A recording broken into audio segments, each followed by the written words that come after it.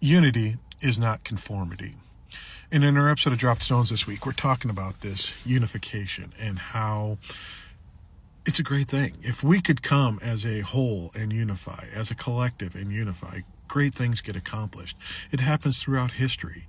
Even in the history of our own short-lived country that we had, we came unified at the revolution and came to a great cause and established our own country, defeating the world's superpower at the time. You think of Pearl Harbor, coming together and unifying under that and accomplishing everything that we did at that time.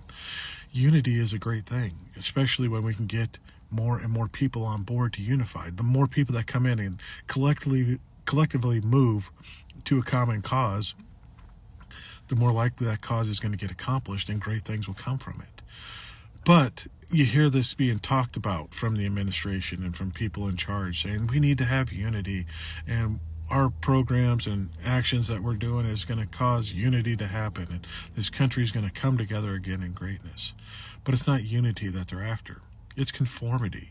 It's the playbook that they're using. They're using the Christian playbook that is about conformity and not unity. And there is a major difference. Unity is everyone choosing to come together to operate in their own ways, their own diverse backgrounds, to use their ideas and their perspectives and everything that they have into them to contribute to the unification and the progress and everything else.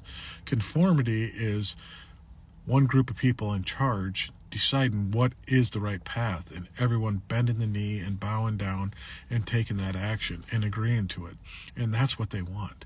They want absolute conformity, absolute subjugation and followance and adherence to what they have to say.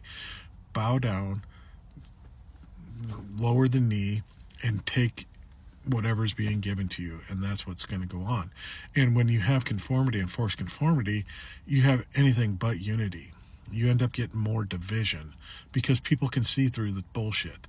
They can see through that their opinion doesn't matter. Their ideas don't matter because they differ from what the conformists want to put forward and move forward. And the conformists don't want to hear anything outside of that because they have the truth and the right way and the only way to do it. And there's more than one way to solve and tackle any problems. And that's why diversity is important, because you get a whole field of ideas to pick from and pick and choose what will work best and what can apply and experiment and try and see what formula can work to fix the problems that need to be. But when you force conformity, you're forcing division. And that's what we see in this country right now is they're trying to force conformity to their own beliefs, their own ideals, their own purposes and projects.